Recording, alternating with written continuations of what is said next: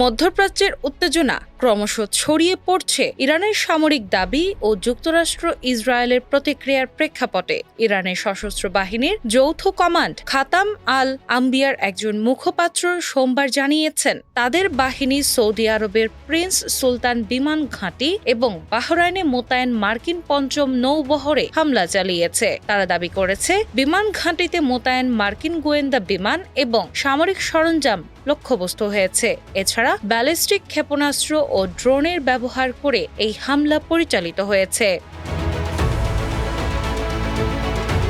ইরানের দাবি অনুযায়ী প্রিন্স সুলতান বিমান ঘাঁটি এবং বাহরাইনের নৌবহর যুক্তরাষ্ট্রের কৌশলগত সামরিক উপস্থিতির জন্য অত্যন্ত গুরুত্বপূর্ণ কেন্দ্র, যা মধ্যপ্রাচ্যে সামরিক কার্যক্রমে ব্যবহৃত হয়েছে। আল জাজিরার প্রতিবেদনে বলা হয়েছে, এই দাবিগুলো স্বাধীনভাবে যাচাই করা সম্ভব হয়নি। মার্কিন বা ইসরায়েলি কর্মকর্তারা এখনও এই বিষয়ে মন্তব্য করেননি। মার্কিন সেনাবাহিনীর পক্ষ থেকে সেন্ট্রাল কমান্ডের প্রধান ব্র্যাড কুপার বলেছেন, ইরান তাদের সামরিক সক্ষমতা হ্রাসের কারণে হতাশা থেকে বিভিন্ন বেসামরিক লক্ষ্যবস্তুতে হামলার মাত্রা বাড়াচ্ছে।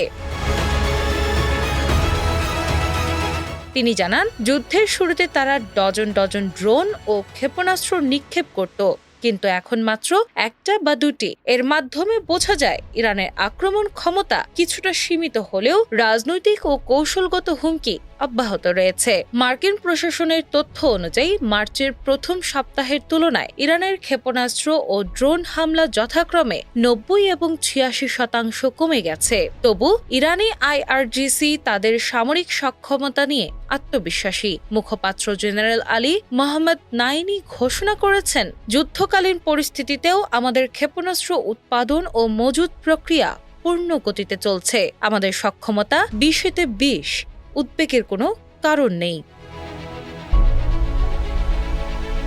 এদিকে গত ফেব্রুয়ারি থেকে ইরান লক্ষ্য করে মার্কিন ইসরায়েলি হামলা চলার পর থেকেই মধ্যপ্রাচ্যের পরিস্থিতি ক্রমেই জটিল রূপ নিচ্ছে। ইরান হরমুজ প্রণালীর মাধ্যমে জাহাজ চলাচল সীমিত করেছে, যা বিশ্বের তেলের প্রায় 20% পরিবহন করে। এর ফলে তেলের বাজার অস্থির হয়েছে এবং আন্তর্জাতিক জ্বালানি সরবরাহে ঝুঁকি বেড়েছে। বিশ্লেষকরা মনে করেন, ইরানের সামরিক ঘোষণা এবং সম্ভাব্য হামলা শুধুমাত্র মধ্যপ্রাচ্যের স্থিতিশীলতাকে হুমকির মুখে ফেলে না, বরং আন্তর্জাতিক অর্থনীতি, তেলের বাজার এবং গ্লোবাল শেয়ার বাজারেও প্রভাব ফেলতে পারে। মার্কিন প্রশাসন ও ন্যাটো সদস্য দেশগুলো এই উত্তেজনার প্রেক্ষাপটে সতর্ক অবস্থানে রয়েছে। পরিস্থিতি এমন যে ছোট্ট ভুল হিসাব বা সামরিক উত্তেজনার মাত্র কয়েক ঘন্টার মধ্যে বৃহৎ সংঘাতে রূপ নিতে পারে। আন্তর্জাতিক পর্যবেক্ষকরা সতর্ক করে বলছেন, মধ্যপ্রাচ্যে প্রতিটি হামলা ও পাল্টা হামলার ঘটনা বিশ্বের জ্বালানি নিরাপত্তা, আন্তর্জাতিক কূটনীতি এবং অর্থনৈতিক স্থিতিশীলতাকে প্রভাবিত করতে পারে।